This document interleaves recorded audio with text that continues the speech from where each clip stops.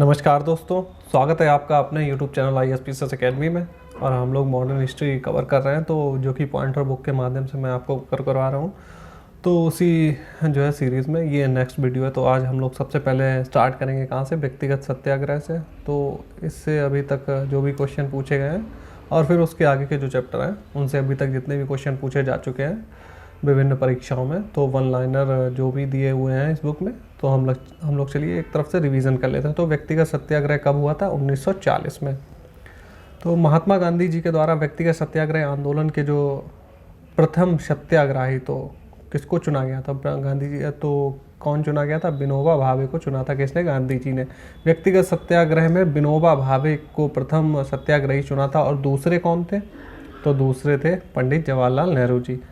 बात करते कि सर्वोदय शब्द का प्रयोग सर्वप्रथम किया था। किसने किया था? महात्मा गांधी जी के द्वारा सर्वोदय शब्द का सर्वप्रथम प्रयोग हुआ था।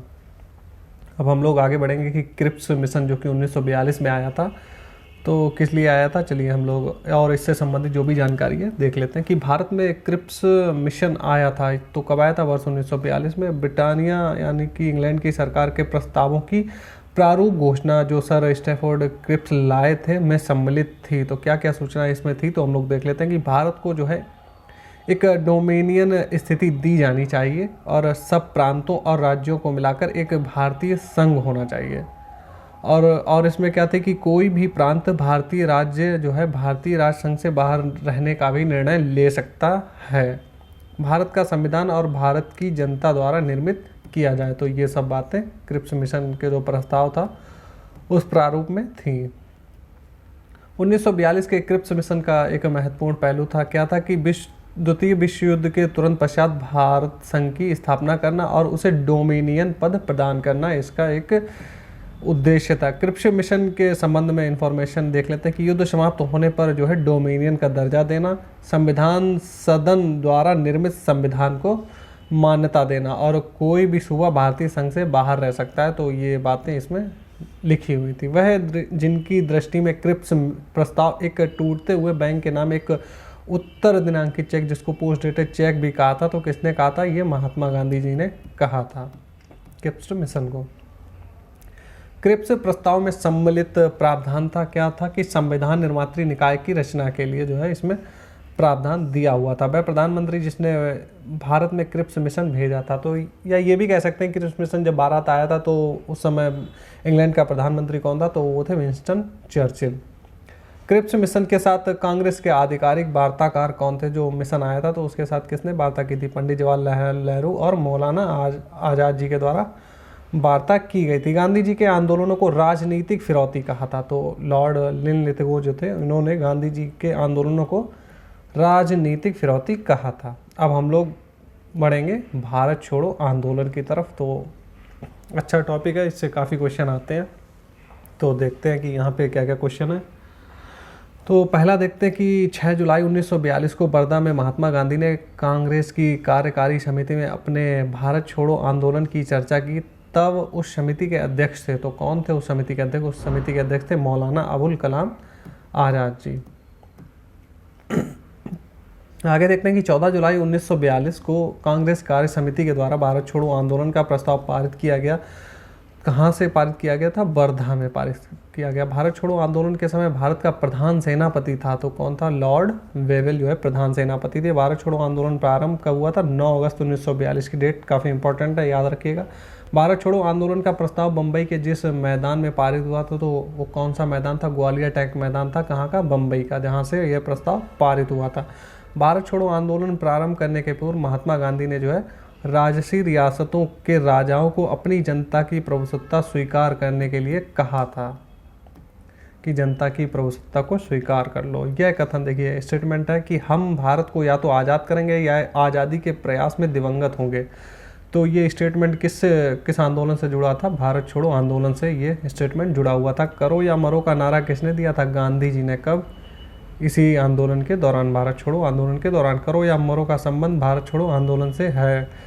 बलदेव सहाय ने महाधिवक्ता के पद से त्यागपत्र कब दिया था? वर्ष 1942 में। भारत छोड़ो आंदोलन प्रारंभ किया गया, तो जो क्रिप्स प्रस्ताव आया था उसी प्रतिक्रिया में जो है भारत छोड़ो आंदोलन स्टार्ट हुआ था। 1942 के भारत छोड़ो आंदोलन के संबंध में इंफॉर्मेशन दी है। देखिए, यह आंदोलन स्वतः प्रवर्तित था और इसने सामान्य श्रमिक वर्ग को आकर्षित नहीं किया था। तो ये इससे जुड़ी हुई जानकारी याद रखिएगा। भारत छोड़ो आंदोलन का नेतृत्व किया था किसने? महात्मा गांधी जी ने। भारत छोड़ो नारा दिया था। तो जो भारत छोड़ो नारा था ये किसके द्वारा दिया गया? ये यूसुफ मेहर अली ने दिया था।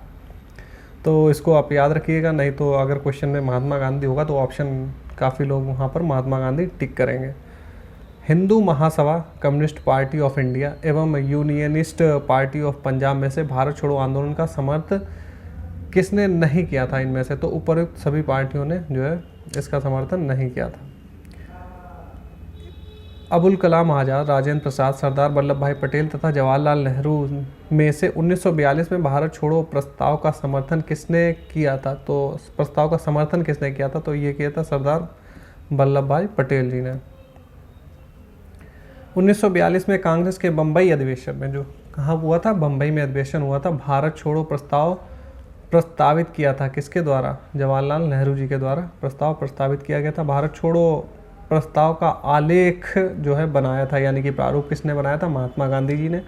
जब भारतीय राष्ट्रीय कांग्रेस ने भारत छोड़ो आंदोलन का प्रस्ताव पारित किया तो कांग्रेस के अध्यक्ष कौन थे? तो उस समय के अध्यक्ष थे मौलाना अबुल कलाम आज़ाद जी थे। भारतीय राष्ट्रीय कांग्रेस के लगातार 6 वर्षों तक अध्यक्ष रहे थे। तो कौन रहे थे? अबुल कलाम आज़ाद जी लगातार 6 वर्षों तक अध्यक्ष रहे थे। भारत छोड़ो आंदोलन फल था, तो किसका परिणाम था? ये जो है क्रिप्स के प्रस्तावों से भारतीयों के नैराश्य यानी कि निराश होने से और भारत पर जापानी आक्रमण की धमकी का और AICC द्वारा अगस्त 1942 में एक प्रस्ताव पारित करने का एक परिणाम कहा जा सकता है भारत छोड़ो आंदोलन।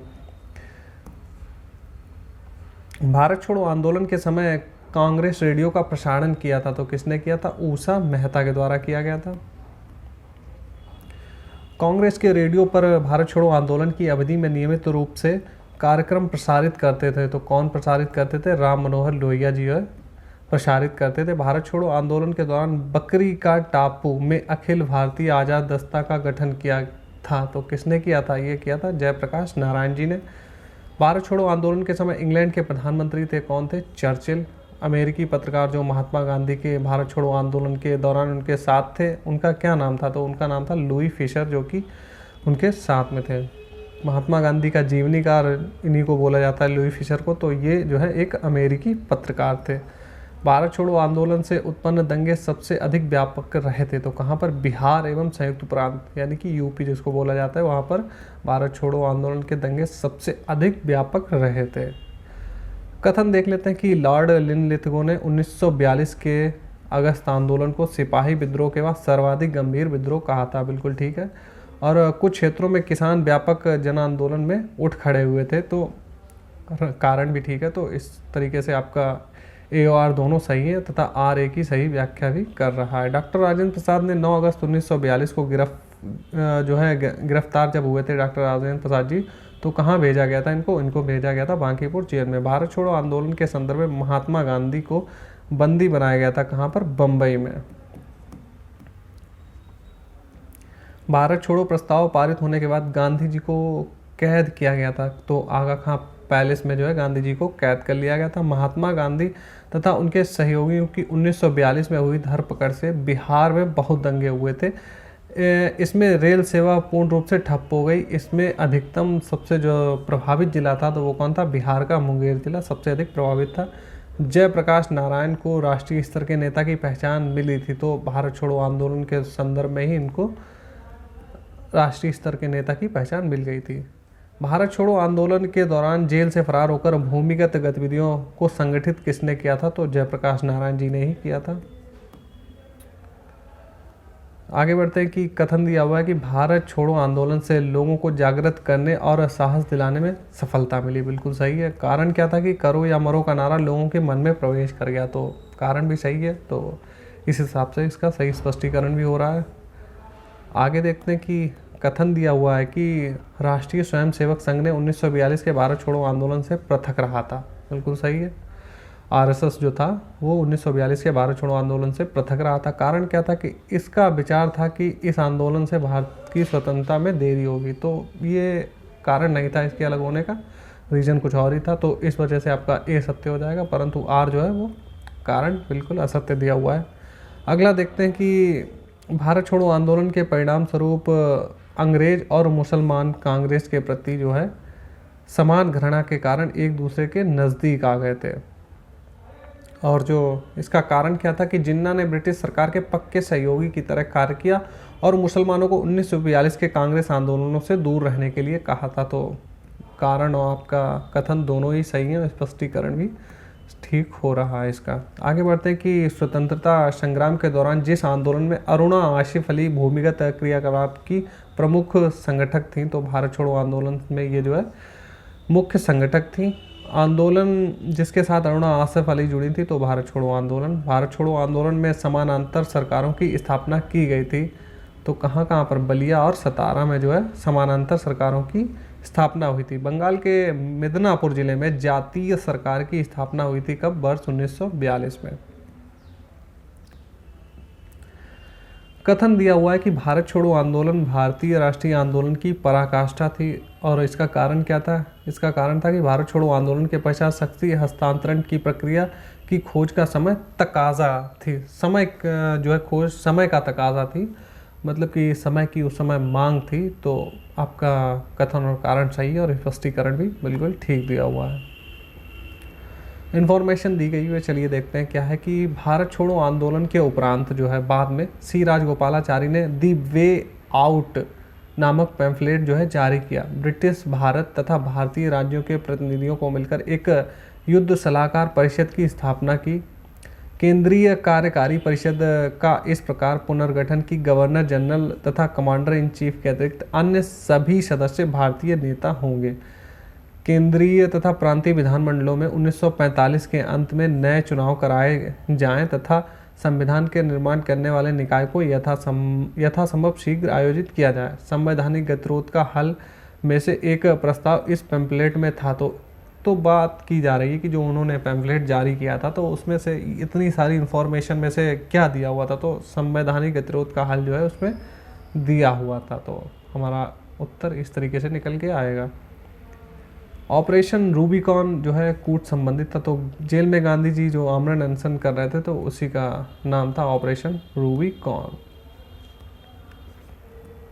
सुभाष चंद्र बोस और आज़ाद हिंद फौज जो गठित हुई थी, तो इससे संबंधित थे सुभाष चंद्र बोस जी।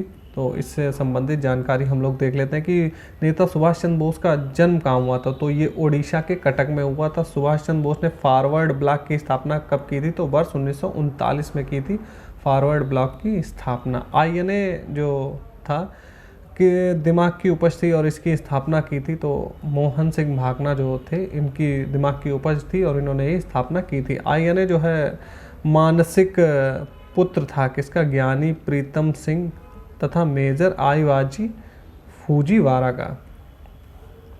भारतीय राष्ट्रीय सेना जिसको आईएनए जिसको बोला जाता है कि स्थापना कब हुई थी, वर्ष 1942 में। आज़ाद हिंद फौज के प्रथम सेनापति की बात करें तो कौन थे, मोहन सिंह भागना जी इसके प्रथम सेनापति थे।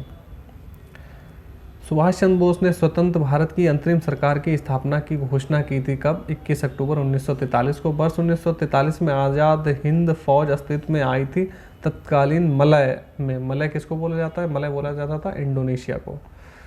सुभाष चंद्र बोस को इंडियन नेशनल आर्मी के गठन में सक्रिय सहयोग दिया था। तो किसने दिया था, रास बिहारी बोस ने। आज़ाद हिंद फौज का जो प्रधान कार्यालय स्थित था कहाँ पर था, रंगून में। रंगून कहाँ पर है, म्यांमार में। रशीद अली, शाहनवाज, पीके सहगल तथा बीसी दत्त में से वह व्यक्ति जो आज़ाद हिंद फौज से जुड़ा हुआ नहीं था। तो कौन, बीसी दत्त जो है इससे जुड़े हुए नहीं थे। तुम मुझे खून दो मैं तुम्हें आज़ादी दूंगा किसका नारा था, सुभाष चंद्र बोस जी का। वह व्यक्ति जो अखिल भारतीय फॉरवर्ड ब्लॉक की स्थापना के लिए सुभाष चंद्र बोस से जुड़े और आईएनए आंदोलन के साथ भी जुड़े रहे। तो कौन थे, ये थे सीलभद्र याजी। द फ्री इंडियन लीजन नामक सेना बनाई थी, किसने बनाई थी, सुभाष चंद्र बोस जी ने। रानी लक्ष्मीबाई रेजिमेंट जो है सुभाष चंद्र बोस ने बनाई थी। सुभाष चंद्र बोस को देश नायक कहा था, तो किसने कहा था, रविन्द्रनाथ टैगोर ने इनको देश नायक बोला था। जय हिंद नारा दिया था किसने, सुभाष चंद्र बोस जी ने। सुभाष चंद्र बोस के राजनीतिक गुरु कौन थे, चित्तरंजन दास जो थे इनके राजनीतिक गुरु थे। आज़ाद हिंद फौज दिवस जो है मनाया जाता है कब? 12 नवंबर 1945 को मनाया गया था। आज़ाद हिंद फौज का वह सैनिक जो 7 वर्ष के कारावास का दंड दिया गया, तो राशिद अली को जो है 7 वर्ष के कारावास का दंड मिला था। गुरदयाल सिंह, प्रेम सहगल, मोहन सिंह, शाहनवाज में से आज़ाद हिंद फौज का वह अधिकारी जिसने लाल किले पर चलाए गए मुकदमे का सामना नहीं किया, तो मोहन सिंह ने नहीं किया। बाकी जो गुरदयाल सिंह, प्रेम सहगल, शाहनवाज जो थे, इन्होंने जो मुकदमे का सामना किया था। कहाँ पर चलाया गया था? दिल्ली में। वर्ष 1945 में आज़ाद हिंद फौज की ओर से लाल किले के मुकदमे में पैरवी कर रहे वकीलों की अध्यक्षता किसने की थी? तो इनकी अध्यक्षता की थी भूलाभाई देसाई ने। हाँ, यानी अधिकारियों पर मुकदमा चलाया गया था कहाँ पर? लाल किला, दिल्ली में चलाया गया था। वर्ष 1945 में आज़ाद हिंद फौज के लाल किले में दिल्ली के मुकदमे की पैरवी भूलाभाई देसाई, पंडित जवाहरलाल नेहरू, सरदार वल्लभ भाई पटेल तथा डॉक्टर कैलाशनाथ काटजू में से पूछा गया था कि इन व्यक्तियों में से किसने नहीं की थी, तो सरदार वल्लभ भाई पटेल जी ने इसमें जो है वकालत नहीं की थी। वर्ष 1945 की प्रमुख घटनाएं थी, क्या क्या थी? बैवल योजना, शिमला सम्मेलन, ये भी 1945 में। आज़ाद हिंद फौज पर मुकदमा भी 1945 में चला था। इलाहाबाद में कांग्रेस कार्यकारिणी समिति की बैठक में भारत के नाजीवाद, फासीवाद तथा साम्राज्यवाद विरोधी निश्चित रुख के कारण जापान के विरुद्ध गुरिल्ला युद्ध की अपनी योजना के पक्ष में बहुमत जुटाने में सक्षम हुए थे। तो कौन थे वो व्यक्ति? जवाहरलाल नेहरू जी। आगे अब हम लोग जो कैबिनेट मिशन आया था भारत में 1946 में जो आया था, तो उससे संबंधित जानकारी देख लेते हैं कि कैबिनेट मिशन जो आया था उसकी अध्यक्षता किसने की थी? सर पी लॉरेंस के द्वारा। द्वितीय विश्व युद्ध के बाद वर्ष 1946 में भारत आया था, तो कैबिनेट मिशन आया था। भारत के लिए त्रिस्तरीय शासन व्यवस्था का प्रस्ताव था कैबिनेट मिशन। देखिए क्वेश्चन इंपॉर्टेंट है, आपसे पूछा जा सकता है कि 2-3 आपको नाम दे दी, क्रिप्स मिशन दे दिया जाएगा, बैबल योजना या कैबिनेट मिशन के आधार पर आपसे पूछा जा सकता है कि त्रिस्तरीय शासन व्यवस्था का प्रस्ताव जो है किस मिशन में था? तो ये था कैबिनेट मिशन में। वर्ष 1946 का कैबिनेट मिशन जो है 3 कैबिनेट मंत्रियों से गठित था, जिसमें थे लॉर्ड पैथिक लॉरेंस, एवी अलेक्जेंडर, सर स्टैफोर्ड क्रिप्स तथा लॉर्ड एमरी। में से इसका सदस्य कौन नहीं था? तो लॉर्ड एमरी जो है इसके सदस्य नहीं थे, क्योंकि ये त्रिस्तरीय था। तो इसमें कौन कौन थे? पैथिक लॉरेंस, एवी अलेक्जेंडर और सर स्टैफोर्ड क्रिप्स जो है इसके सदस्य थे। इन्फॉर्मेशन दी गई कि इसका प्रस्ताव मई में आया।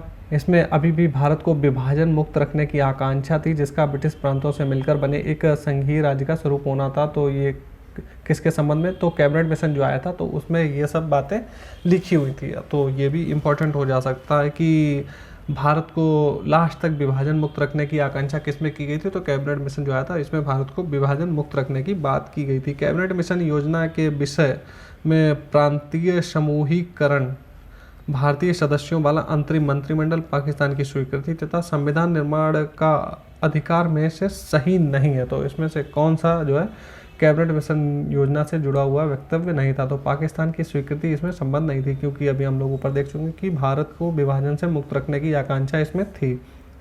वह जिसने वायसराय की एग्जीक्यूटिव काउंसिल के पुनर्गठन का सुझाव दिया, जिसमें वॉर मेंबर सहित सभी विभाग जो है भारतीय नेताओं के द्वारा धारण किए जाने थे। तो ये किस में बातें थी? ये थी कैबिनेट मिशन 1946 में आया था, उसमें ये बातें सब लिखी हुई थी। कैबिनेट मिशन के संदर्भ में सही है क्या है कि इसने एक संघीय सरकार की सिफारिश की थी। कथन दिया हुआ है कि वर्ष 1946 में मुस्लिम लीग ने कैबिनेट मिशन प्लान के लिए दी गई अपनी स्वीकृति वापस ले ली थी, और इसका कारण बताया गया है इसमें कि 1946 में गठित अंतरिम सरकार में मुस्लिम लीग शामिल हुई। तो ये कारण तो ठीक है, लेकिन ये कथन के हिसाब से कारण नहीं है। बातें दोनों ही इसमें ठीक दे रखी हैं, लेकिन ये रीज़न नहीं था कि 1946 में मुस्लिम लीग ने कैबिनेट मिशन प्लान के लिए अपनी स्वीकृति वापस ले ली थी। तो इस वजह से व्याख्या यहाँ पर सही नहीं हो रही है क्वेश्चन के हिसाब से। आगे बढ़ते हैं कि महात्मा गांधी, जवाहरलाल नेहरू, सरदार पटेल तथा मौलाना अबुल कलाम आज़ाद में से कांग्रेस का वह नेता जो कैबिनेट मिशन योजना के पक्ष में पूरी तरीके से था, तो वो कौन थे? महात्मा गांधी जी जो थे कैबिनेट मिशन में जो प्रस्ताव में जो बातें थी उनके पूरी तरह से पक्ष में थे। वो चाहते थे कि इसका प्रस्ताव मान लिया जाए। वह कांग्रेस अध्यक्ष जिसने क्रिप्स मिशन व लॉर्ड बेवल दोनों से वार्ताएं की, तो वो कौन था? अबुल कलाम आज़ाद जी थे। कैबिनेट मिशन के भारत आगमन के समय भारतीय राष्ट्रीय कांग्रेस के अध्यक्ष थे, तो कौन थे? मौलाना अबुल कलाम आज़ाद जी।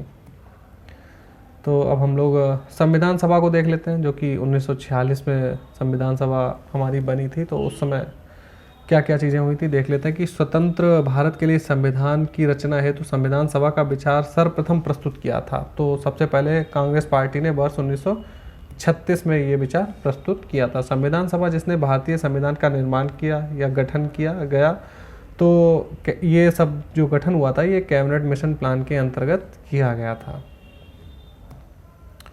आगे बढ़ते हैं कि कैबिनेट मिशन योजना के अंतर्गत जो है संविधान निर्मात्री परिषद में प्रत्येक प्रांत को आवंटित सदस्य संख्या निर्धारित करने के लिए एक प्रतिनिधि, वही बात है कि जो संविधान सभा हमारी गठित हुई थी तो उसमें जो सदस्य चुने जाने थे, तो पर सदस्य जो है कितने जो है व्यक्तियों पर कैंडिडेट चुना जाना था, तो 10 लाख पर एक सदस्य को चुना जाना था। संविधान सभा का पहला सत्र आरंभ हुआ था कब? 9 दिसंबर 1946 को।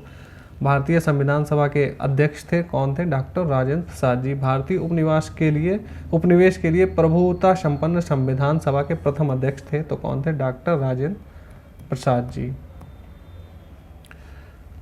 सही कथन दिया हुआ है कि वर्ष 1946 में प्रांतीय सभाओं के द्वारा भारत की संविधान सभा चुनी गई। बिल्कुल ठीक दिया हुआ है यहाँ पर। सच्चिदानंद सिन्हा जुड़े हुए थे भारत छोड़ो आंदोलन से और ब्रिटिश युग की केंद्रीय लेजिस्लेटिव असेंबली तथा स्वतंत्र भारत की संसद में अध्यक्ष का पद संभाला था। तो ब्रिटिश युग की जो केंद्रीय लेजिस्लेटिव असेंबली और स्वतंत्र भारत की संसद का अध्यक्ष पद किसने संभाला था? जीवी मावलंकर जी ने। आगे बढ़ते हैं, जो अंतरिम सरकार का गठन हुआ था 1946 में, तो उससे रिलेटेड जो इन्फॉर्मेशन है हम लोग देख लेते हैं कि 1946 में गठित अंतरिम कैबिनेट की अध्यक्षता किसने की थी? ये की थी जवाहरलाल नेहरू जी ने। पंडित जवाहरलाल नेहरू के नेतृत्व में अंतरिम सरकार का गठन हुआ था, तो सितंबर 1946 में गठन हुआ था। वर्ष 1946 में बनी अंतरिम सरकार में डॉक्टर राजेंद्र प्रसाद के पास विभाग कौन सा था? तो ये था खाद्य तथा कृषि विभाग। अंतरिम सरकार जो कि 1946 में गठित हुई थी, तो में रेल मंत्रालय का कार्य कौन देखता था? तो आसफ अली रेल मंत्रालय से जुड़े हुए थे। जब 1946 में भारतीय मुस्लिम लीग को अंतरिम सरकार में सम्मिलित किया गया, तब लियाकत अली खां को कौन सा विभाग दिया? तो वित्त विभाग लियाकत अली खां को दिया गया था। जवाहरलाल नेहरू, बलदेव सिंह, अली ज़हीर और भीमराव अम्बेडकर में से अंतरिम सरकार के सदस्य नहीं थे, तो भीमराव अम्बेडकर जी जो थे अंतरिम सरकार के सदस्य नहीं थे। जवाहरलाल नेहरू, लियाकत अली खां, अबुल कलाम आज़ाद तथा डॉक्टर राजेंद्र प्रसाद में से 2 सितंबर 1946 को